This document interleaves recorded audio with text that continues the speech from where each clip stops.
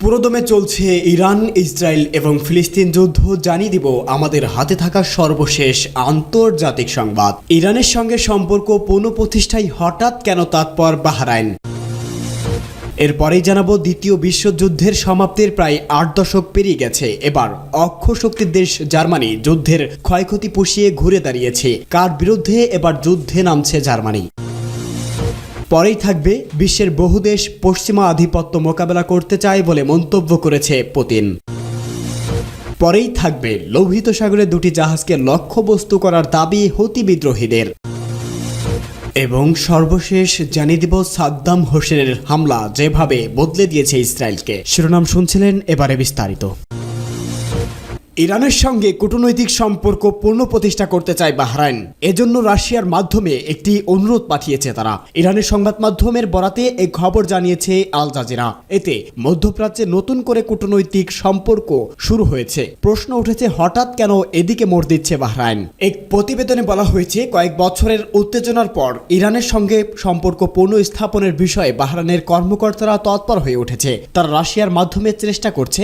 ইরানের প্রেস টিভির প্রতিবেদনে বলা হয়েছে রাশিয়ার মাধ্যমে ইরানকে একটি বার্তা পৌঁছেছে বাহরাইন। তারা আর উত্তেজনা চায় না, দুই দেশের মধ্যে বন্ধুত্বপূর্ণ সম্পর্ক আশা করছে। ইরানের প্রেস টিভিতে জামশিদির বরাত দিয়ে বলা হয়েছে বাহরাইনে ইরানের সঙ্গে সম্পর্ক স্বাভাবিক করার জন্য রাশিয়ার মাধ্যমে ইরানকে একটি সতর্ক বার্তা পাঠিয়েছে। সৌদি আরব ও ইরানের মধ্যে উত্তেজনার মধ্যে 2016 সালে তেহরানের সঙ্গে কূটনৈতিক সম্পর্ক ছিন্ন করে মানামা। গত বছর চীনের মধ্য অবস্থায় সৌদি আরব ইরানের সঙ্গে নিজেদের সম্পর্ক স্বাভাবিক করে নিয়েছে, কিন্তু সৌদি আরবের সমর্থনের সম্পর্ক ছিন্ন করা বাহরাইন সবকিছু স্বাভাবিক করতে পারেনি। তারা ধীরে ধীরে এই পথে এগোতে থাকে। সম্প্রতি এ ব্যাপারে আরো তৎপর হয়ে উঠেছে বাহরাইন। জানা গেছে সম্প্রতি মস্কো সফরে গিয়ে রাশিয়ার প্রেসিডেন্ট ভ্লাদিমির পুতিনের সঙ্গে দেখা করেন বাহরাইনের রাজা হামদান আলে খালিফা। সেখানে তিনি বলেন অতীতে ইরানের সঙ্গে বাহরাইনের যে সমস্যা ছিল তা দূর হয়ে গেছে, কাজেই ইরানের সঙ্গে স্বাভাবিক সম্পর্কে ফিরে যাওয়ার ক্ষেত্রে দেরি করতে চান না তিনি।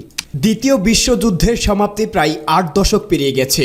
অক্ষ শক্তির দেশ জার্মানির যুদ্ধের ক্ষয়ক্ষতি পুষিয়ে ঘুরে দাঁড়িয়েছে। কয়েক দশকের অবিশ্বাস্য অর্থনৈতিক প্রবৃদ্ধ দেশটিকে ইউরোপের অন্যতম ধনী দেশে পরিণত করেছে।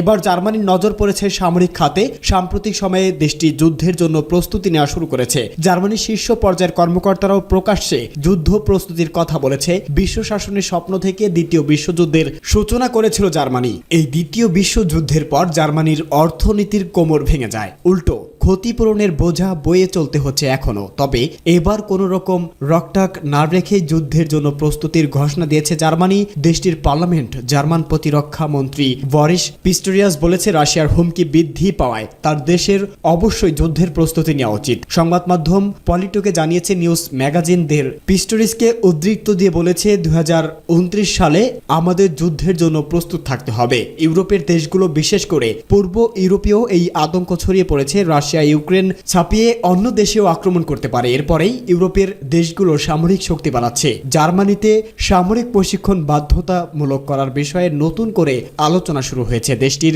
বিরোধী দল সিইউ বলেছে ভবিষ্যতে ক্ষমতায় গেলে 1 বছরের জন্য তরুণদের সামরিক প্রশিক্ষণ বাধ্যতামূলক করতে আইন করার চেষ্টা করবে তারা। জার্মানিতে 2011 সাল পর্যন্ত এই ব্যবস্থা চালু ছিল। ইউক্রেনের রাশিয়ার হামলা ও জার্মান সামরিক বাহিনীতে কর্মীর অভাবের কারণে এমন সিদ্ধান্ত নিয়েছে সিইউ। রাশিয়া টুডে এক প্রতিবেদনে দাবি করেছে জার্মানি সম্ভাব্য যুদ্ধের জন্য ইতিমধ্যে একটি নতুন পরিকল্পনা চূড়ান্ত করেছে। এর মধ্যে রয়েছে বাধ্যতামূলক সামরিক প্রশিক্ষণ নেওয়া এবং দেশটির পূর্বাঞ্চলীয় সীমানায় ন্যাটোর সেনা মোতায়েন। জার্মান চ্যান্সেলর ওয়ালফ শোলজের মন্ত্রিসভা নতুন প্রতিরক্ষা ফ্রেমওয়ার্কের অনুমতি দিয়েছে। জার্মানি স্বরাষ্ট্রমন্ত্রী ন্যান্সি ফায়েসের এক বিবৃতিতে জানান রাশিয়ার আগ্রাসনে ইউরোপের নিরাপত্তা পরিস্থিতি পুরোপুরি বদলে গেছে।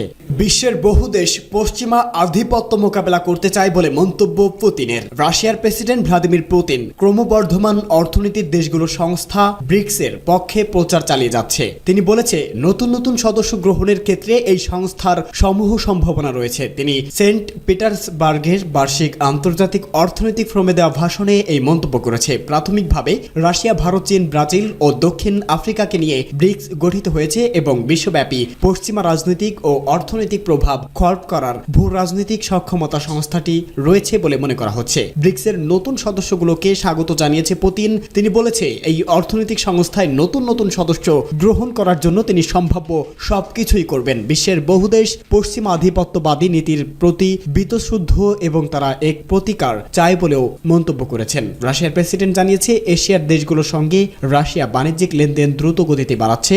এসব লেনদেনে ডলার ও ইউরোর মতো পশ্চিমা মুদ্রার ব্যবহারে অর্ধেকে নেমে এসেছে বলেও জানান তিনি। সকল বাণিজ্যিক লেনদেনের ক্ষেত্রে মার্কিন ডলার বাদ দেওয়ার প্রচেষ্টা চালিয়ে যাচ্ছে রাশিয়া। লোহিত সাগরে দুটি জাহাজকে লক্ষ্যবস্তু করার দাবি হুতি বিদ্রোহীদের। লোহিত সাগরে দুটি জাহাজকে লক্ষ্যবস্তু করার দাবি করেছে ইরান সমর্থিত ইয়েমেনের হুতি বিদ্রোহীরা। একটি টেলিভিশন বক্তৃতায় হুতিদের সামরিক মুখপাত্র ইয়াহিয়া সারি বলেছে বেশ কয়েকটি ড্রোন এবং ব্যালিস্টিক ও নৌ ক্ষেপণাস্ত্র দিয়ে এলবেলা ও ইএলএল জিনোয়া জাহাজকে লক্ষ্যবস্তু করেছে তারা। তবে তাদের এমন দাবি সত্যতা স্বাধীনভাবে যাচাই করা যায়নি। ব্রিটিশ বার্তা সংস্থা রয়টার্স এই খবর জানিয়েছে। তবে কোনোদিন এই হামলা চালানো হয়েছিল তা নির্দিষ্ট করে বলেননি ইয়াহিয়া সারি। এদিকে লোহিত সাগরে এমন কোনো ঘটনার খবর পায়নি রয়টার্স। মাল্টা পতাকাবাহী এলবেলা কন্টেইনার জাহাজের ব্যবস্থাপক স্টান্ট এ বিষয়ে মন্তব্য করতে অস্বীকার করেছে। সাইপ্রাস পতাকাবাহী এএএল জেনোয়া কার্গো জাহাজের মালিক বা ব্যবস্থাপকের সঙ্গে তাৎক্ষণিকভাবে যোগাযোগ করতে পারেনি রয়টার্স। পৃথকভাবে ইউএস সেন্ট্রাল কমান্ড গত 24 ঘন্টার মধ্যে লোহিত সাগরে 4টি জাহাজ বিধ্বংসী ব্যালিস্টিক ক্ষেপণাস্ত্র নিক্ষেপ করেছে হুতি বিদ্রোহীরা। তবে এতে আঘাত বা ক্ষয়ক্ষতির কোনো ঘটনাই ঘটেনি। মুসলিম বিশ্বের অবিসংবাদিত নেতা হিসেবে নিজেকে প্রতিষ্ঠা করেছিলেন ইরাকের প্রয়াত প্রেসিডেন্ট সাদ্দাম হোসেন। তিনি বেঁচে থাকতে আর যাই হোক ফিলিস্তিনের দিকে তাকাতে খুব একটা সাহস দেখাতো না ইসরায়েল। কিন্তু সাদ্দামের মৃত্যুর পর মুসলিম বিশ্ব আর এমন একক কোনো নেতা নেই যার ভয়ে নিজেদের গুটিয়ে রাখবে তেল আবিব। তবে ইরাকের এই লৌহ মানবের ভয়ে সামরিক শক্তিতে নিজেদের বলিয়ান করে তুলেছে ইসরায়েল। 33 বছর আগে ইসরায়েলে ব্যালিস্টিক মিসাইল দিয়ে মুহুর্মুহু হামলা চালান সাদ্দাম হোসেন। মধ্যপ্রাচ্যে অবৈধভাবে ইসরায়েল রাষ্ট্র প্রতিষ্ঠার পর 1991 সালে জানুয়ারি মাসে প্রথমবার এমন ব্যালিস্টিক মিসাইল হামলার মুখে পড়েছিল দেশটি। তখনও এতটা শক্তিশালী হয়ে ওঠেনি ইসরায়েল, কিন্তু ইরাকের সাদ্দাম হোসেনের চালানো ওই হামলা ইসরায়েলকে পুরোপুরি বদলে দিয়েছে। সময়ের সঙ্গে সঙ্গে নিজেকে আরো শক্তিশালী করে তুলেছে ইসরায়েল। 1991 সালে গালফ যুদ্ধ শুরু করেন সাদ্দাম হোসেন। তখন ইসরায়েলের ইহুদিবাদী কর্মকাণ্ডের কারণে দেশটিতে 43টি স্কড মিসাইল দিয়ে হামলা চালান তিনি। এ সময় ইসরায়েলের তেল আবিব সহ অন্যান্য গুরুত্বপূর্ণ শহরে 39 দিন ধরে এই হামলা চালানো হয়। সাদ্দামের ছোড়া মিসাইল বিষাক্ত গ্যাস থাকতে পারে এমন আশঙ্কায় ইসরায়েলিরা তখন